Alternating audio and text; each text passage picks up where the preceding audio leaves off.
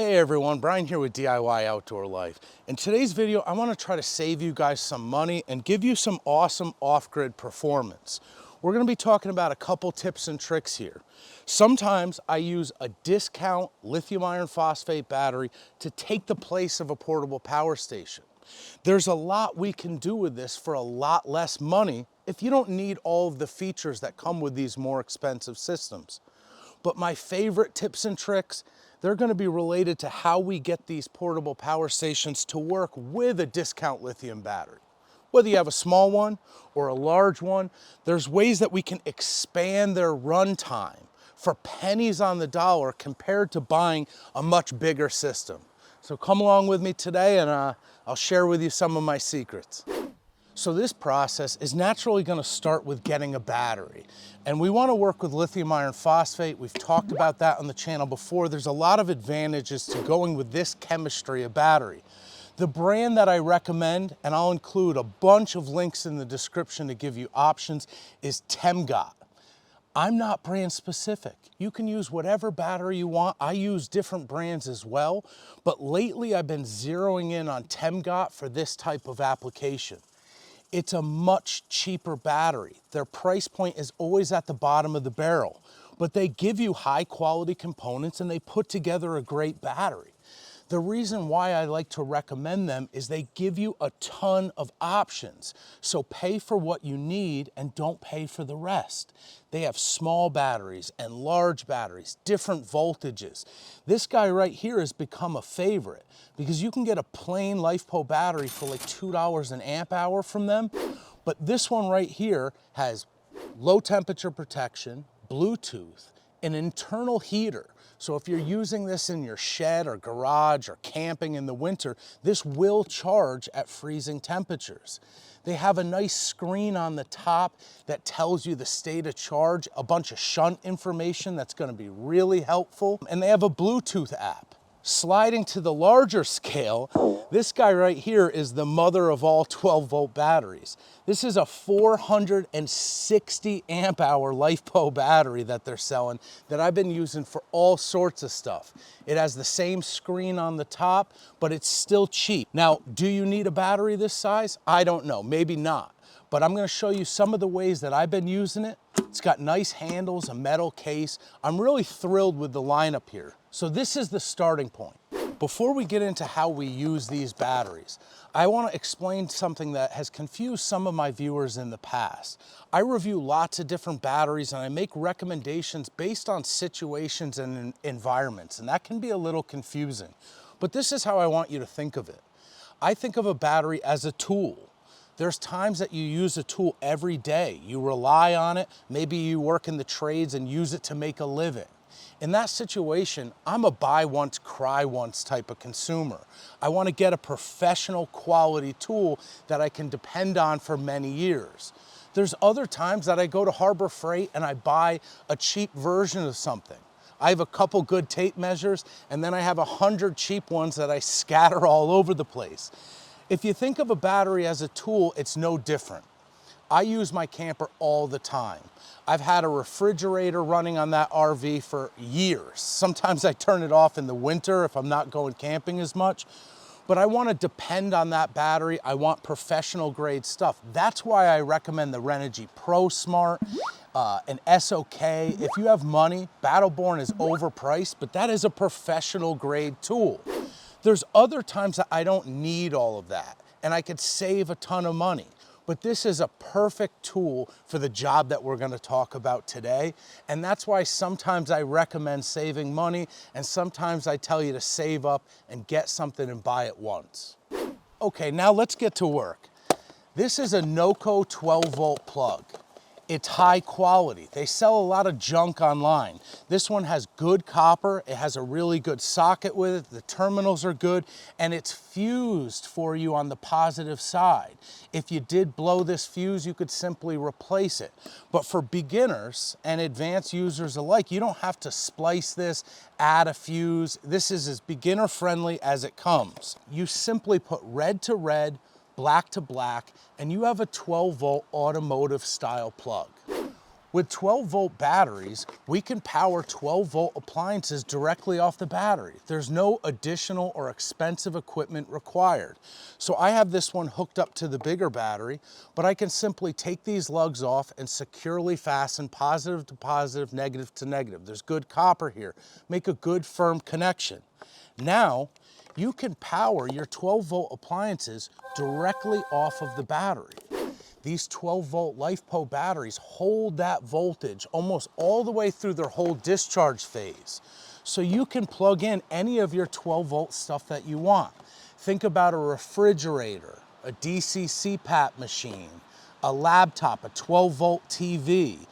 There's a lot of folks getting the 12-volt adapters for their Starlink systems. I don't need to buy an expensive portable power station if I just want 12-volt functionality. I can spend less than $20 on a plug and buy a $200 LiFePO, or get one with all of these features for $250, $260. You don't have to spend a ton of money here. Once I have this hooked up, if I want to charge things like USB power delivery, there's all sorts of splitters. You can just take your automotive things that you would use in your car and plug into this and power your USB appliances. This one has a USB-C. I charge my tablet. I can even run my MacBook Pro off of a USB power delivery port. So we're running on DC. And one of the most exciting parts about this is that it's almost 100% efficient. There's always going to be some loss, but I want to explain to you why this cheaper battery will actually outperform a portable power station.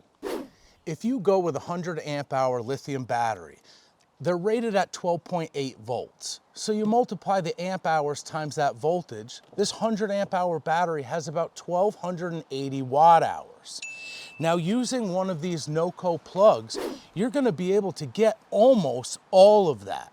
To compare this to a portable power station, this one is like 750 watt hours, I'm estimating. You would actually need 2 of these to stack up against this. You would need a 1500 watt hour portable power station to get the same runtime out of its DC plug. Why is that the case, and why do so many content creators get that wrong when they're reviewing portable power stations? You see, with this connection, you're drawing directly from the battery and there's no regulation. The only losses you experience are tiny ones that come from these short wires. They're almost negligible. But portable power stations regulate their DC output. They try to pin it to a set voltage and hold it there through the whole discharge. That's very convenient. Sometimes it's necessary, but the tax you pay for that sort of conversion and regulation that goes on is 15 to 25%. Even a good portable power station will waste 20%, 15% of its capacity running out of that DC plug. We used to have to do that with lead acid batteries and NMC batteries because those batteries didn't have the right voltage. So they had to either convert it or stabilize it to make it useful for the users. Lithium iron phosphate batteries don't require that. They hold their voltage very steady, like I said before.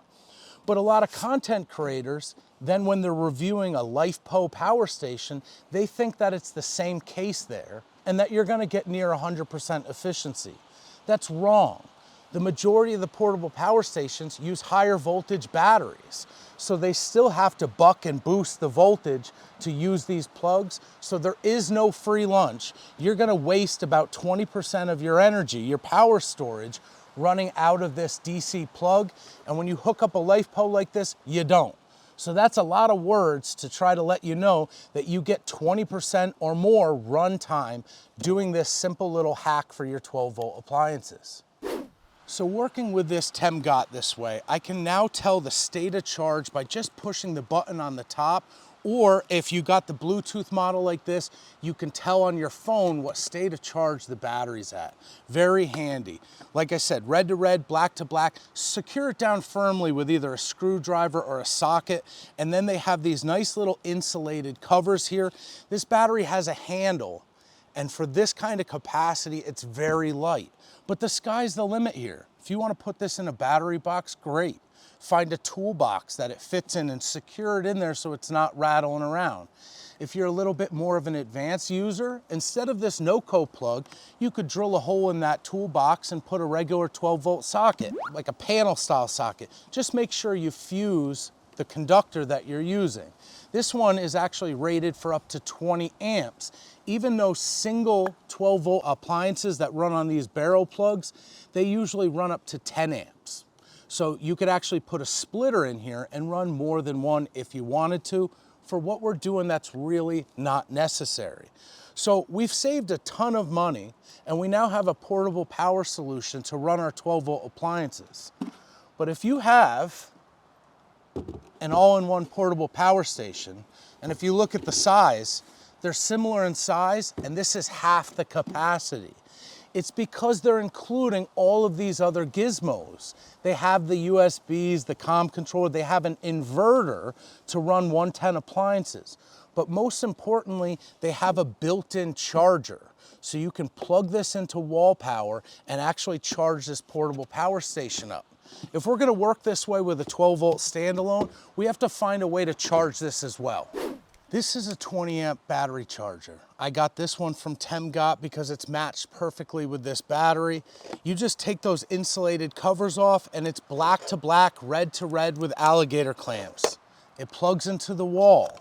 With this 20 amp charger, I can leave that charger on here. It won't overcharge it. It turns off by itself when the battery is full. You can charge it and use it at the same time. And again, no cutting, splicing, putting ring terminals on. It's very easy to use. Now, I'll put a link to everything I talk about in the description. There's other options here. You don't have to go with the Temgot stuff. I have chargers from all sorts of different brands. The case we're building here is even this charger, which can cost $80, $90, when you add it up with this battery and the 12-volt plug, you're nowhere near the price of a portable power station. It's a much cheaper option. But what I don't want to do by accident is convince people that you're getting the exact same stuff. If you have a high quality power station, you do have that inverter and a built-in charger, which is much faster than this. This 20 amp charger, do the math. It's a 100 amp battery, 100 amp hour battery. If it's completely dead, this is 5 hours. If it's half dead, it's 2.5 hours. So what we're looking for is more inexpensive ways to accomplish what we need. I leave this charger on at home. I bring this battery out to the campsite or to a cabin. I bring it out to my shed and I can run lights and things like that. I charge it when I'm at home. So 3 to 5 hours, that doesn't bother me at all. You leave it on all the time, like I said, and the battery's always charged for when you need it. I take the charger off, carry it out with the straps. It's very, very simple.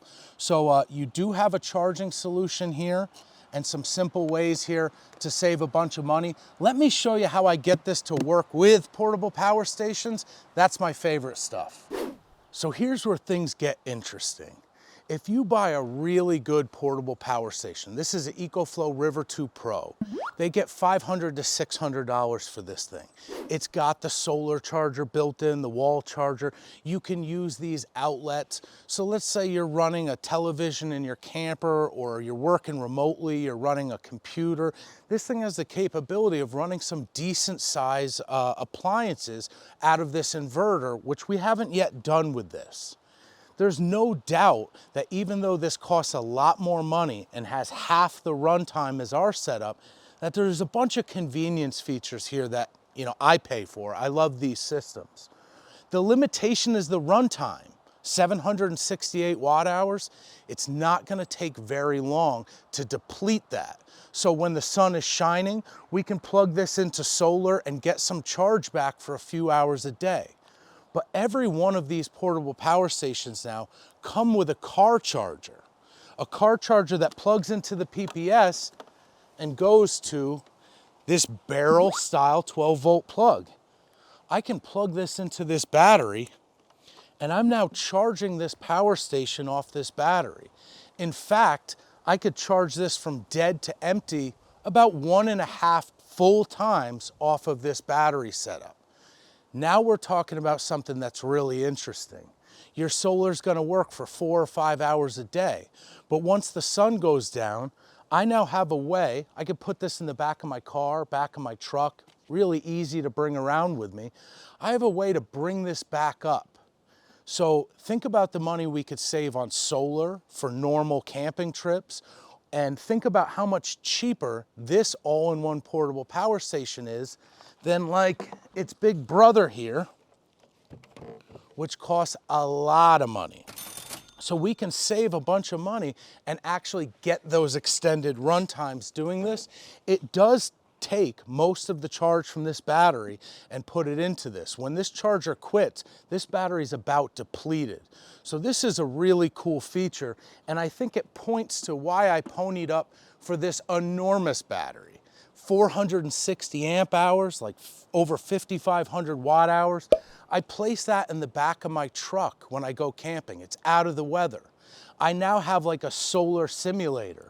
Sun is down, go to bed. When I wake up, it's fully charged. I'm doing this for much less money than even buying a solar array that could deliver that kind of charge in the course of a day. So some of my users that have been around the block a little bit, you might understand the limitation here. Car chargers are good for 8 to 10 amps. That's gonna be 100 to 120 watts. It's slow. So to utilize this in an effective way, I have to make up for that with duration. I'll plug it in the morning. Once the sun comes up, I might switch to solar. And like I said, I'll plug it in at night. That time is gonna make up the difference. You can deliver a substantial charge using these car chargers. But some portable power stations, like this bigger EcoFlow Delta 2 Max, they have 2 MPPTs. I just buy a second NOCO plug. It's fine to connect both of these to the battery. Just go copper to copper and make a good firm connection on those ring terminals. I plug in both car chargers and now I'm charging at 200 watts. So those are the numbers that I typically get from 240 to 260 watts of solar. That's nothing to shake a stick at. That's a decent charge. Otherwise, we're gonna wanna make sure that we factor in enough time to get a substantial charge into these, and most of the time at night is the perfect time to do that.